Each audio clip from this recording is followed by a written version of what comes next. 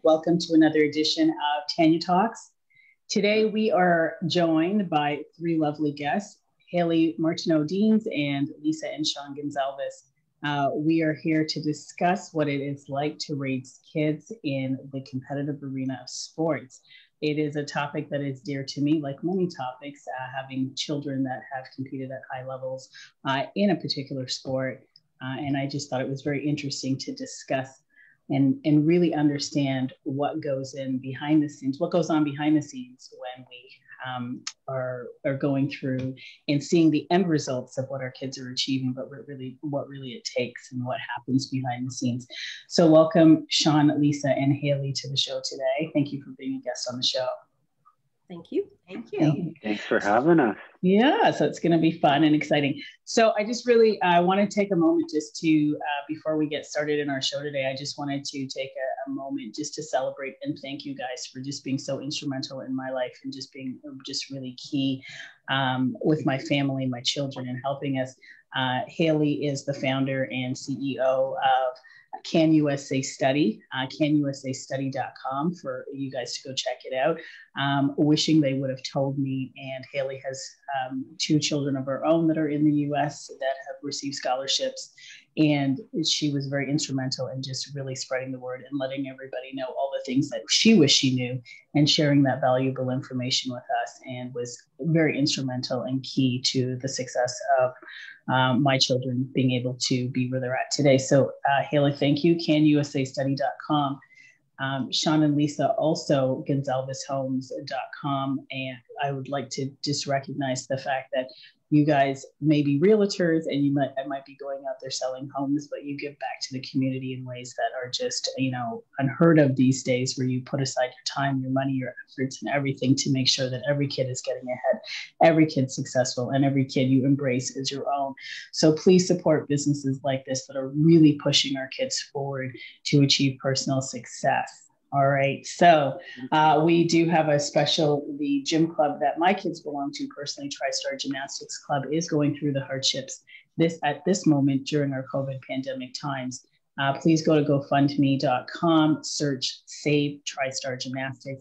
Please donate if you can. Any bit helps towards the end goal. We are looking to achieve a goal of $25,000 to keep that alive, for kids to continue to have the opportunity to learn in such a great environment. So thank you again for your support in advance.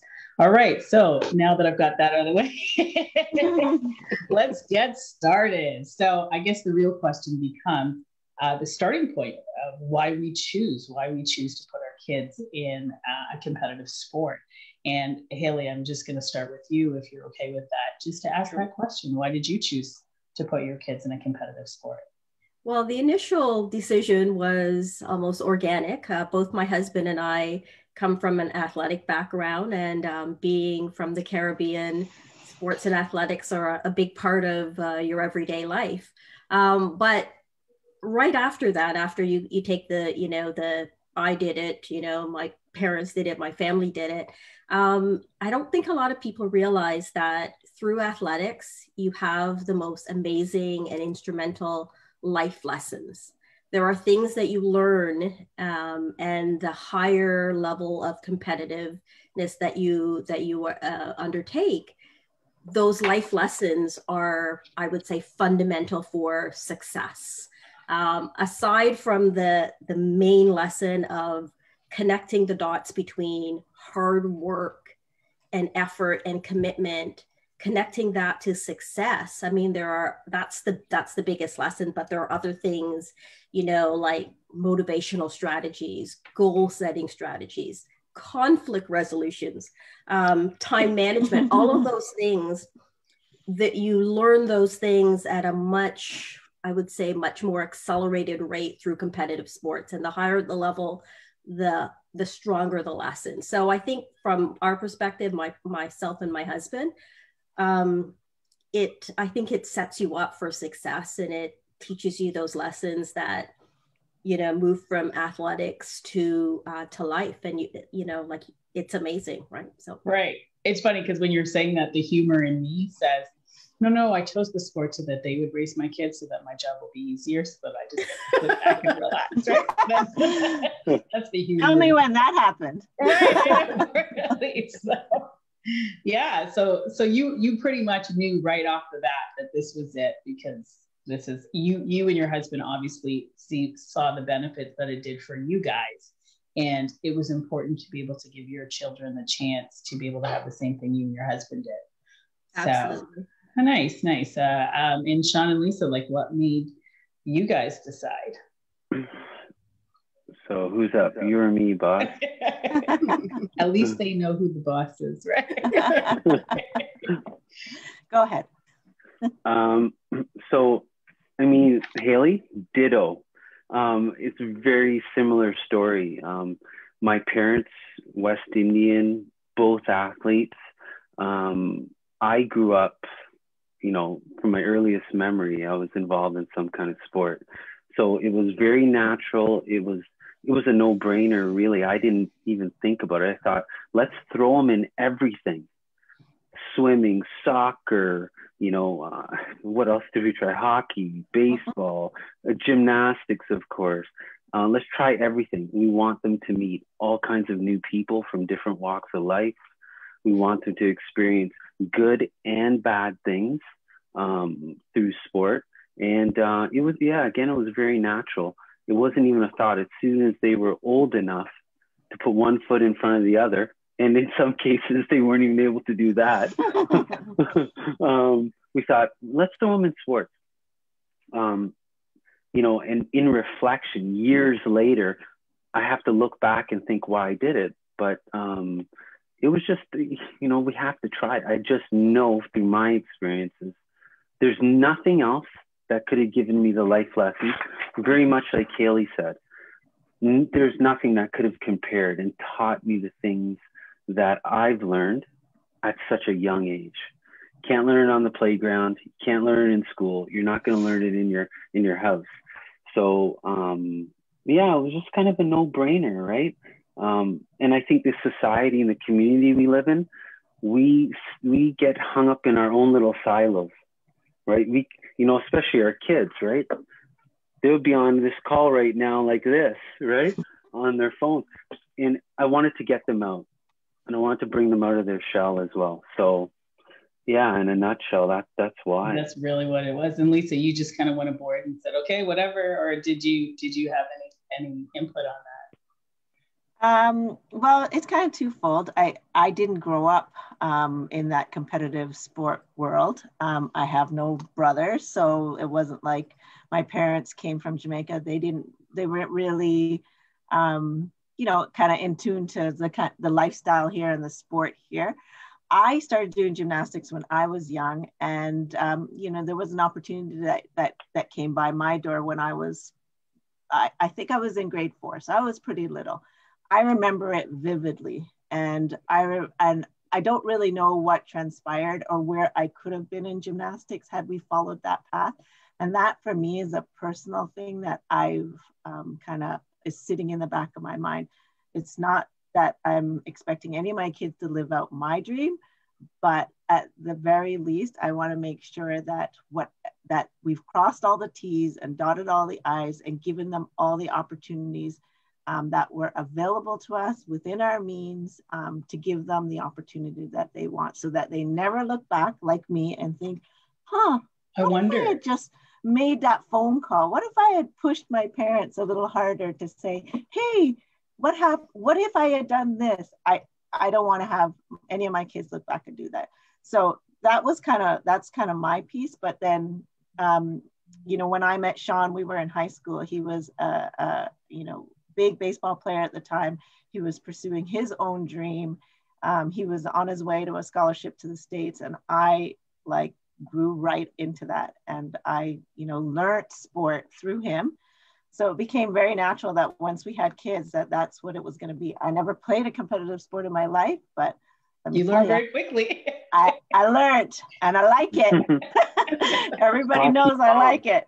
Yeah. Right. So, yeah, and all jokes aside, it's taught us a lot of things. Me personally, the kids, the family as a whole.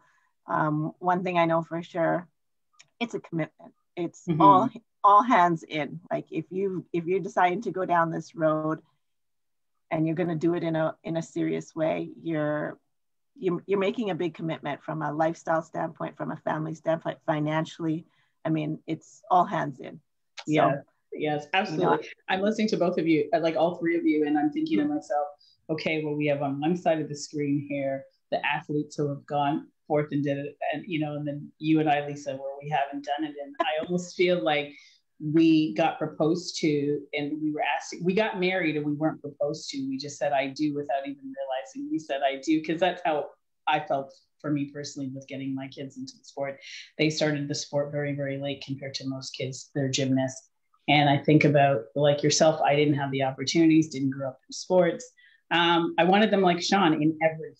It was like, and like Haley, I knew that I wanted them to have the discipline, but not from a competitive perspective, because I always felt there was going to be a loser. And I was like, can I manage my child being the loser? Like, how I didn't know as a parent whether or not I was capable of equipping my children with what it was like to feel defeat.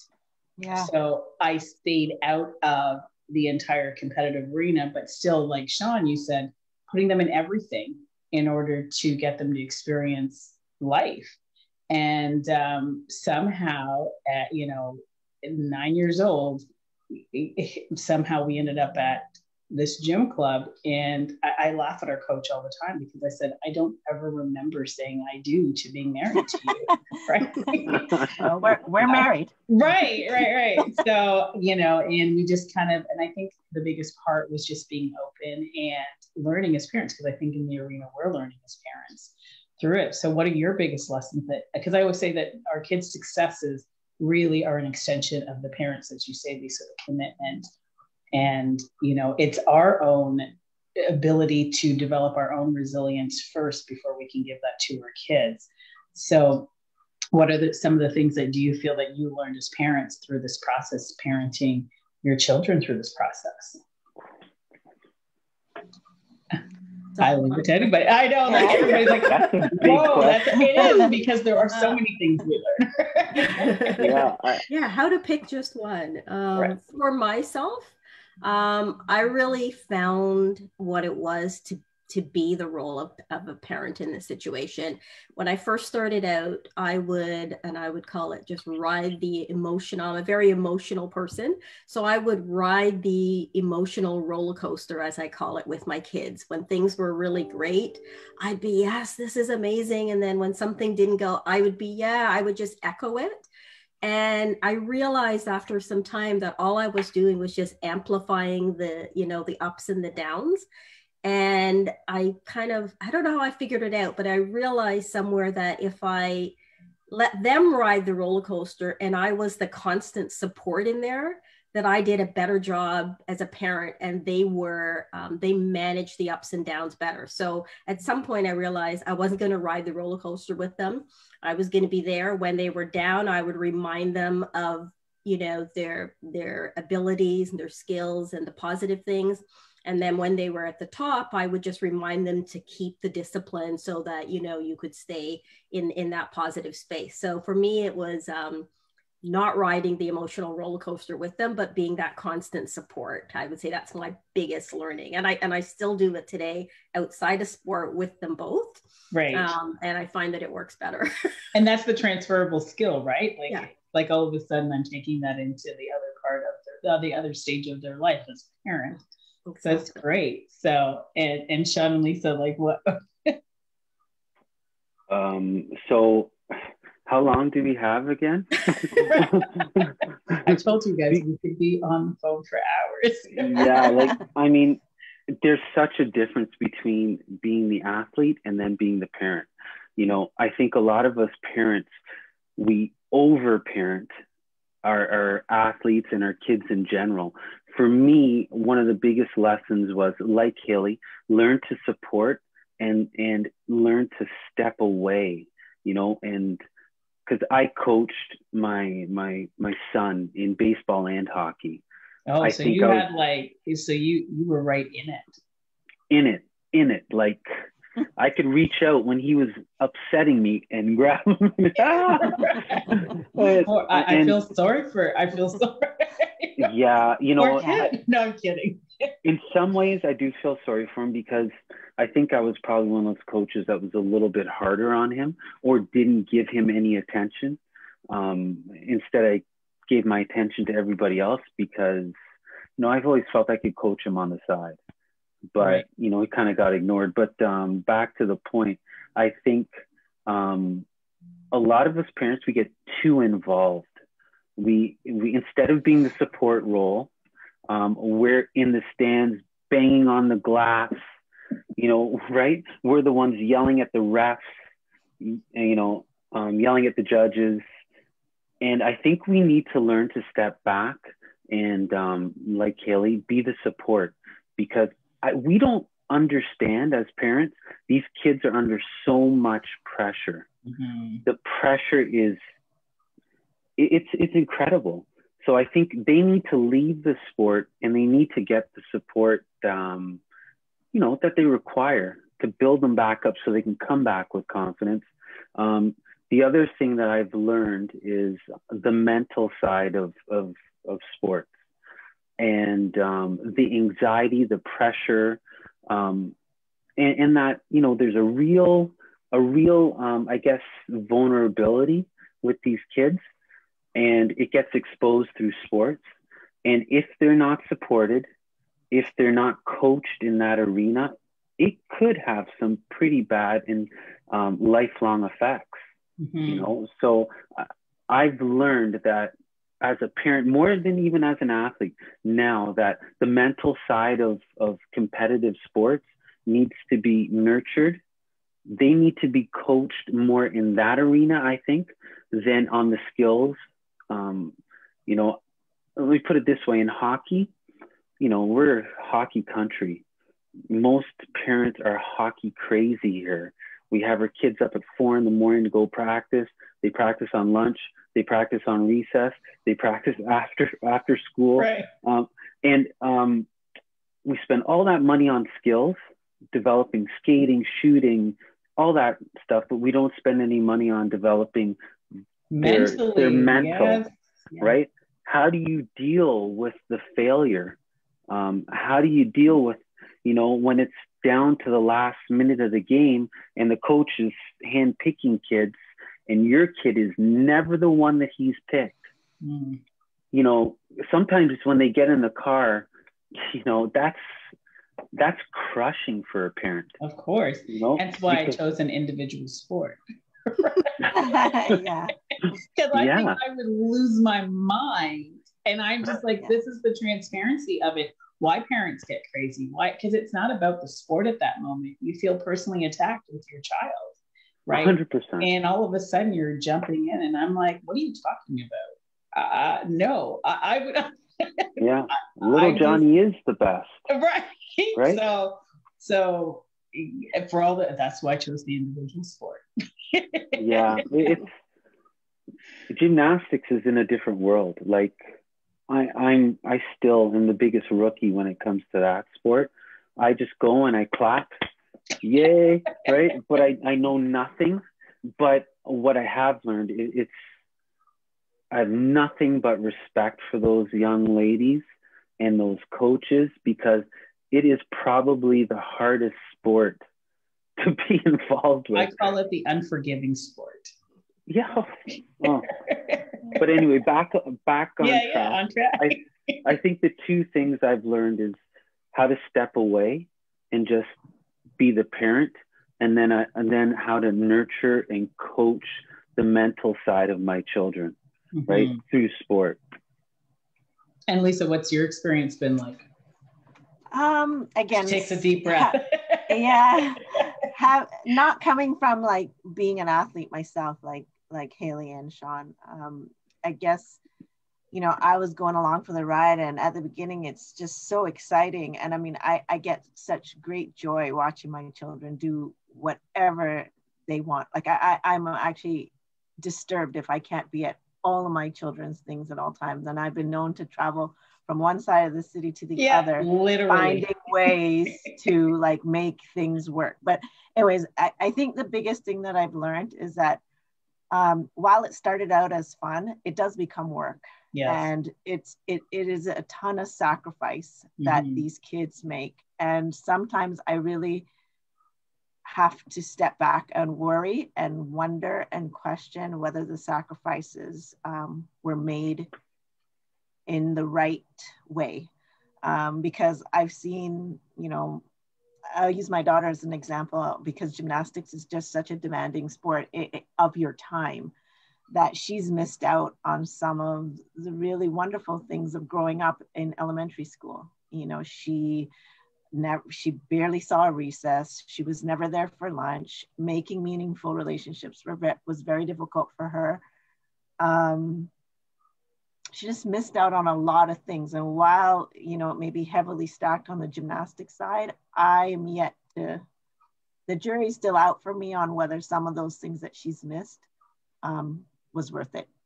Right. In all truth. So it's a big sacrifice, and that's one of the things I've learned. And you, as a parent going into it for the first time, you need to be ready for that, because it can change their direction and their perception of their growing up, you know, of their adolescent years.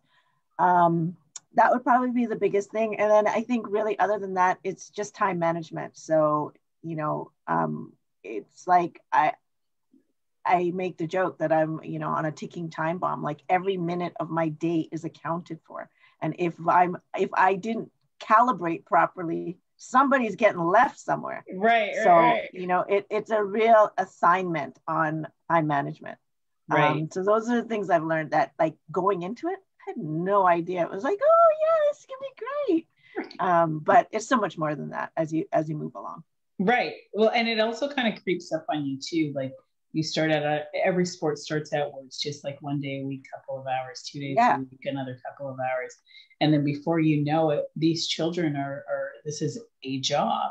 You know, they're training 25 to 30 hours a week on the training floor. Not only are they training on the training floor, but the management that goes into it behind the scenes with the chiros, the physios, the massage therapy, the nutrition.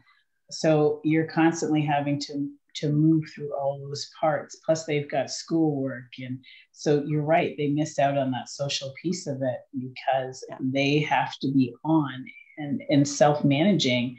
Not only are we helping manage them, they have to learn how to self-manage. And it's quite, you got to, you know, commend these children, you know, at such a young age to be able to take on all these tasks, all these roles, and be expected to perform at all times. Yeah. What I've learned through that, with this whole process, is they really understand what teamwork's like and what it's like to have people support them. And I think a lot of times as grown-ups, we even have problems asking for help or getting that support, but they really get that community that comes together and helps them succeed towards their goals. So I thought learning that and understanding that for me was big. It was like, okay, guys, look, you've got an army behind you, and you guys, you know, are part of my army. That, you know, between the carpooling, all right, you don't know this, okay, let's figure this out. And it was just like, we don't have to know it all as parents. We're going to come together and figure it out. And I thought that was just amazing being a part of it. So that's what I took away from it. It was like, we're all a team. It takes a village. And, you know, let's just be there for these kids to see what's possible for them. We don't know. And you're right. We do question ourselves. There comes moments where you're like, you think to yourself, am I crazy? What am I really doing? Yeah. Right. So share some of your, share some of your back end routines, that really how the dynamics of those routines really changed your family. Because I'm sure you missed out on family functions. I know my daughter missed her graduation, grade 8 graduation trip. She missed, prom and all those things, all those little pieces of life for her. She gave up in order to be where she is today. So what are some of the changes that happened in your life and sacrifices that you guys made? What did that look like?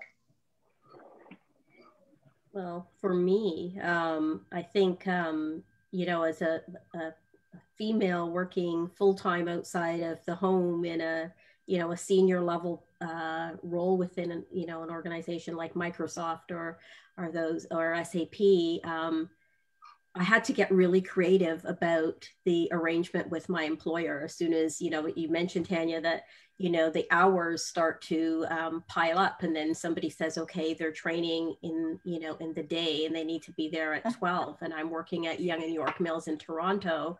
I'm like, well, wait, and my husband's a computer developer working out of town. And so I'm like, well, wait, that's the middle of the day. I'm in the middle of Toronto. How do I get back to Mississauga to take her to the gym? So you have to just get really creative around how you fit all of these things in. I mean, literally twice a week, I would drive from Yonge and York Mills to Mississauga, pick my daughter up, drop her to the gym, go back to Yonge and York Mills, make sure I can get back to the gym for 5. And then my son, because my husband's out of town, get, you know, my son to soccer practice, pick him up. And then if I was traveling for work, well, and my husband is on contract out of town, you know, what am I doing? I have to take him to the gym, or some other mom, and so it's just, it, like you said, Lisa, like you have to micromanage almost every minute and just get really creative. You know, I said to my daughter, you know, well, you know, I can organize a taxi to pick you up at school. A taxi? That's a stranger in the car. I can't go. So it can be from, you know, a stress level, and, you know, it can be really, really challenging. And, you know, as you manage that, at the same time, you have to manage not letting them see that stress level, because then they think that, you know, it's just not good for everyone. Right. Let them know that it's a challenge, but not let them have to worry about it. So it can, you know, I would say very, very stressful. And sometimes, you know, you mentioned, Tanya, that you're not able to attend certain family functions, and you might get the side eye from a family member. Well, why can't so-and-so come to my wedding? Like, it's like, you know, and so one of the benefits of having maybe an athletic family is that they do understand that, okay, yes, this child has worked so hard to get to this, that this is just you know, I understand them missing it. Right.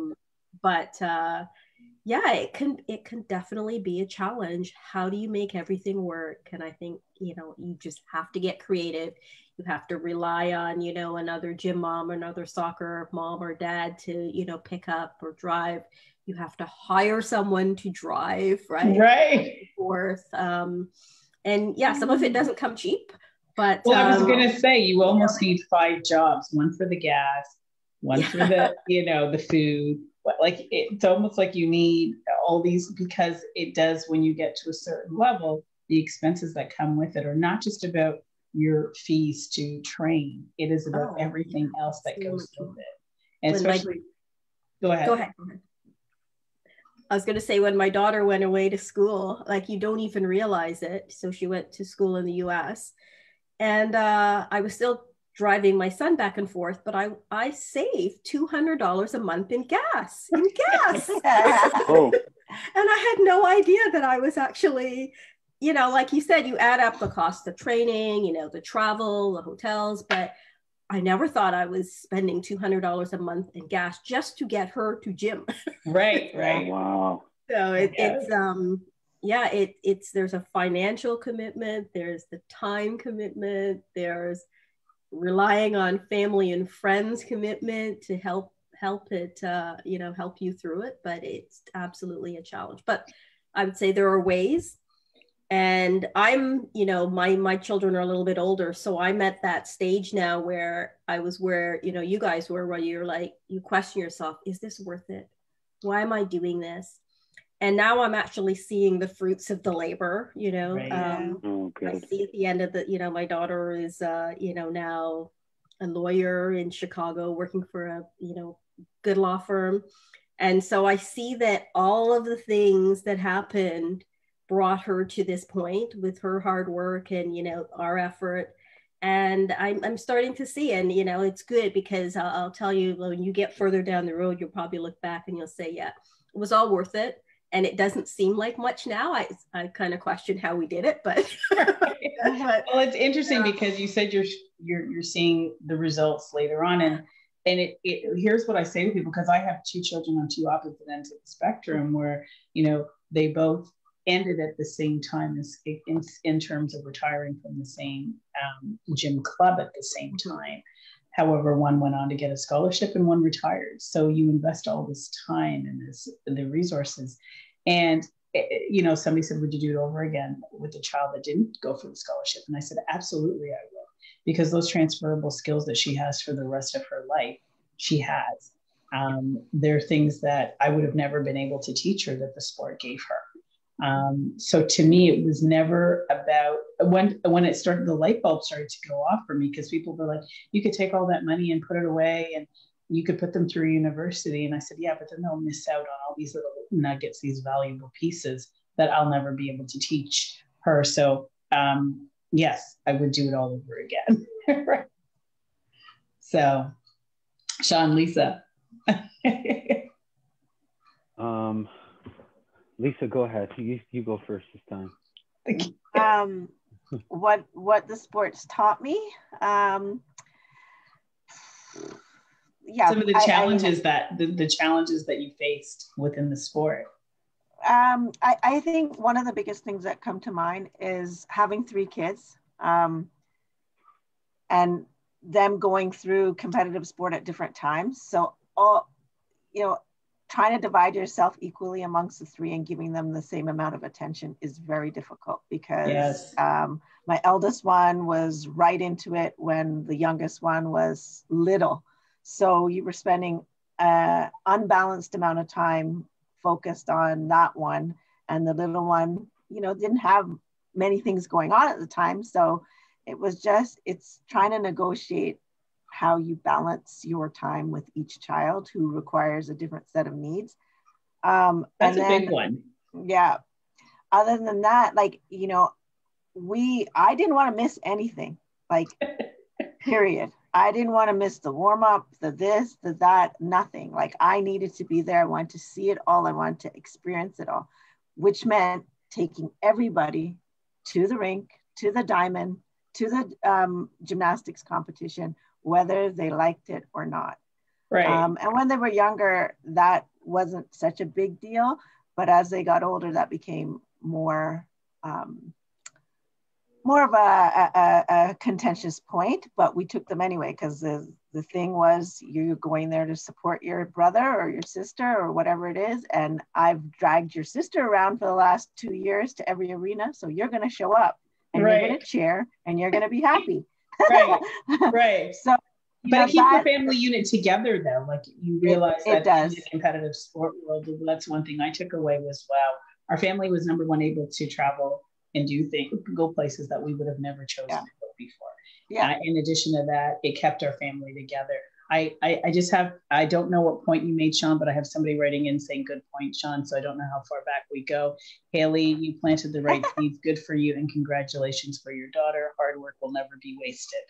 So I'm navigating through the balance here, but yes, but it really does keep the family unit together. So yes, Lisa, and I've witnessed it personally, where you're picking up a gym and you're like, I'm not going home. I got to go to the baseball diamond. And I can hear your other kids saying, really, do we have to go? Yep, we're going. Yep, we're going. Food's in the car, your car becomes your new home. That's right. We lived in thermoses. Food was eaten in transit. But that's how it was. And, this is the way it is. But then on the flip side, there's a lot of other, like you said, it kept the family unit together. So when there were down times, which in every sport there is, or when there was a slump, or when things didn't go right in a competition, everybody had been on the journey to that point. So they had something to offer. Oh, but remember when you did this last time, or you did this, so it wasn't like they were just coming in and trying to be supportive. They actually had eyewitness experience, so to speak. So, it did bring us together because everybody had something to contribute on the highs and the lows. Right. But I definitely would say certainly a challenge. To Haley's point, I'm not even close to where Haley is yet. I know you taken it to a whole other level. But I do look back now, even, having one not in gymnastics anymore, thinking like, how did we even get to this point? How did we do it all? How did we manage all of this? Somehow you do it. Yeah. Right, you do.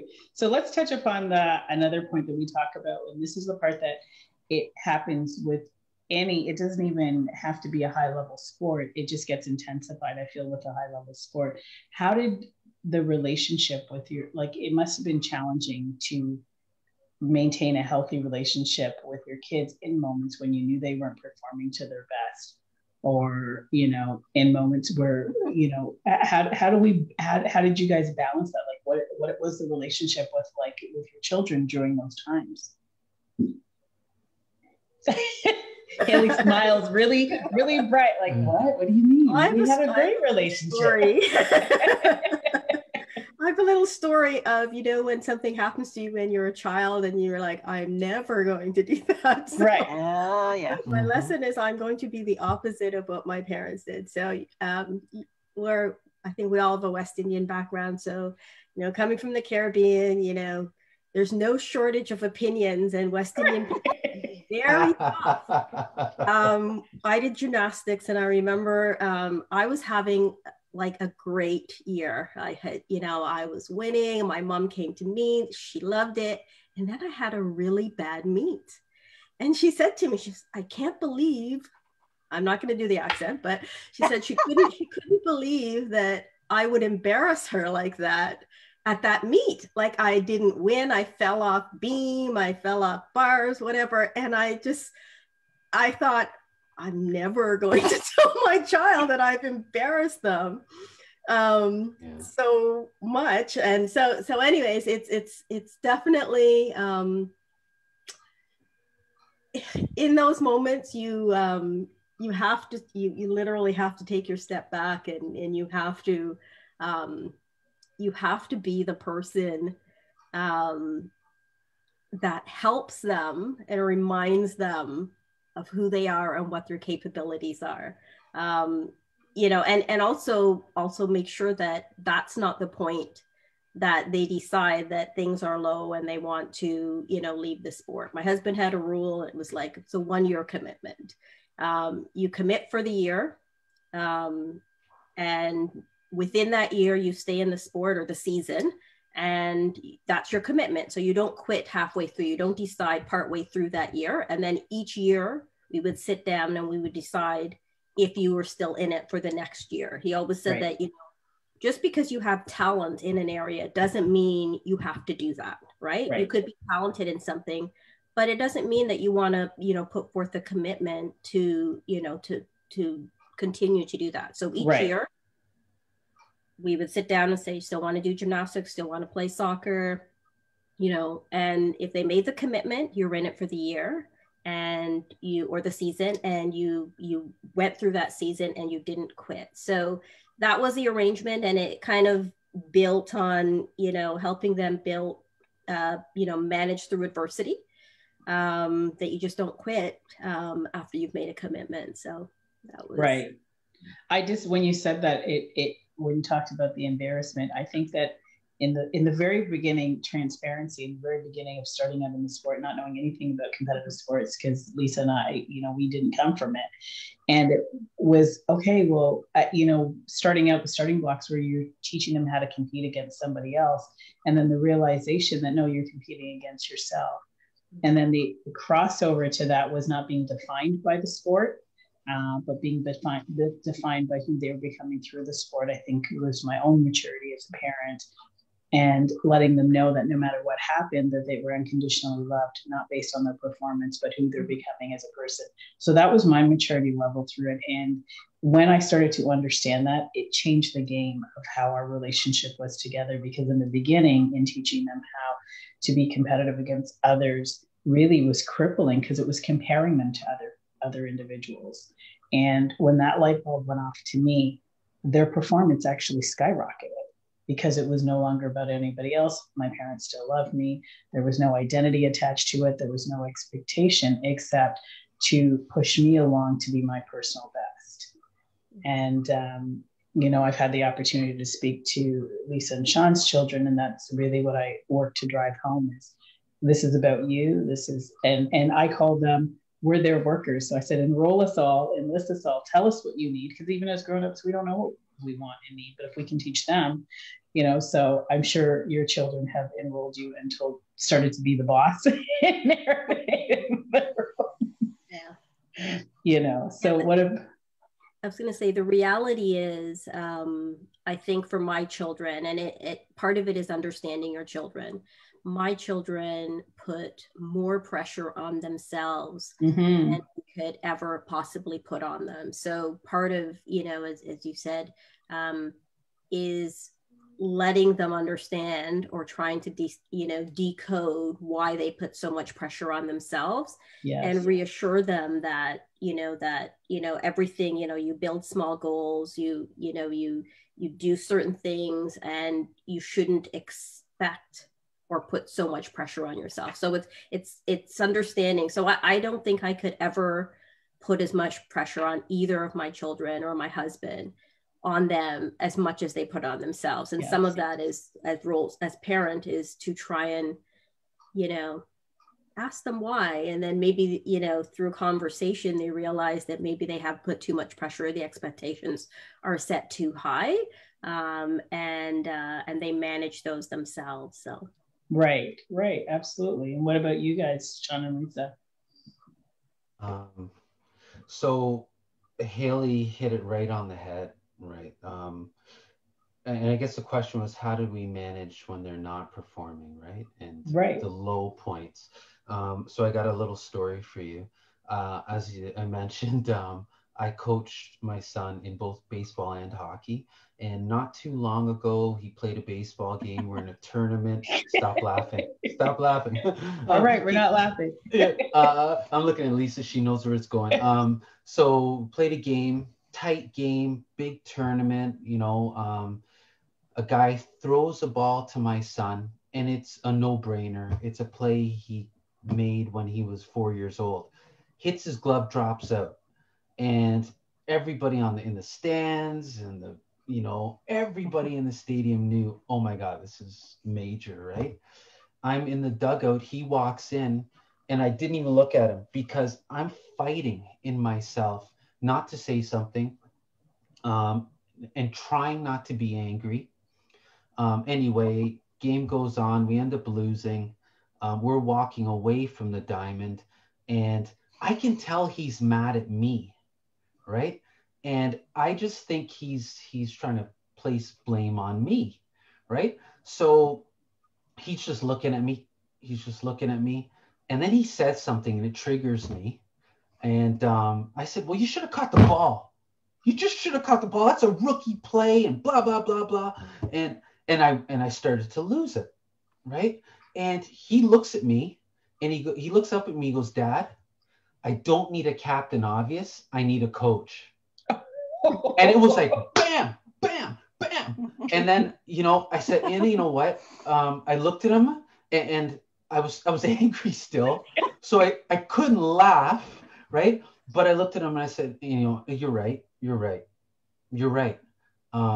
So these kids know when they've made a mistake. To Haley's point, they know when they know just the pressure that's on them. We as parents, even previous athletes, we don't get it. We don't understand what these poor kids are going through, and they hide it. And we don't give them credit. At a very young age, they understand when they've made a mistake. They don't need us going, you messed up, you screwed up, what's wrong with you? You got to know your child too. You got to know some kids you can push and you can poke. And then I have 3, and they're all very different. One of them I can push. The other one I better not push. And right? I'm not going to mention any names, because I'll be sleeping like this. But and then the other one's kind of hides her emotions. So you got to know who to push. You got to know when to back off. You got to know when to support them, and you got to know when they're melting down, because they're gonna collapse inside at some point. Right. And if we, the parent, the coach, their teammates, nobody's there to support that collapse, that's when I think you have irreparable damage. Right. And either they leave the sport, if you're lucky, they just leave the sport. And if not, it just spirals into other things. Right. Anxiety, depression. Look in the media in the last few years, how many of these athletes are suffering from depression, anxiety? It's out of control. Mm-hmm. So I think, and I think, can't blame the parents, but we're a big part of the problem and the solution, right? So and I've learned more about myself through my children's sports than I learned about myself when I was an athlete, if that makes sense. Oh, wow. Yeah. I really have. I just knew I was this kind of athlete. That's the way it was. But I learned more about who I was as a parent, even a coach, by being a parent of an athlete. So I'm learning. It's an evolution. Right. In the beginning, I was one kind of parent. Now I think I'm very different. I hope I am. Well, it's the maturity through it. So we think it's just the athletes going through it. As parents, we're going through it. And I remember, like, Haley, worked with my daughter, and I remember getting to that point that it was no longer about me. It never was, but no longer were about me in terms of being hands-on. It was like, if this was yours, I have to let go now completely, and you got to drive your own ship. And you got to want it, whatever you need, you've got to communicate to me what you need, and we'll be there to support you. But I'm certainly not going to be that person nudging you along. If you need a chiro appointment, you go for it, whatever you want. So you get to that point where you're handing over, and that's part of their growth and development, was saying, all right, if you want something, you go for it. And that's what's going to keep that competitive spirit alive. It's like you're hungry. You've got to be hungry for something. And that was one of the things that I learned through it, is that hunger. We couldn't want it more for them than they wanted it for themselves at one point. Like, you get to that point where you're right, Sean, you're not even putting one step forward. You're still crawling, and we've got them in everything.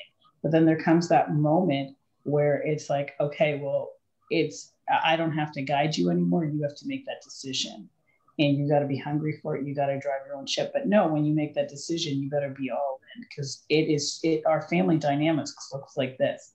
And if we're going to make the decision, I'm not necessarily a sacrifice person versus I'm not a sacrifice person. We're making decisions as parents to do this. And if we're going to make that decision, there's an accountability for what you're asking us to do as parents now. And I thought that was a game changer. And Haley, hence why you never really heard from me.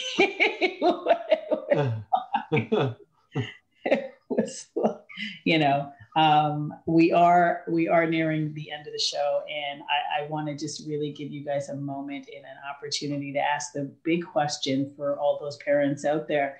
Would you do this again?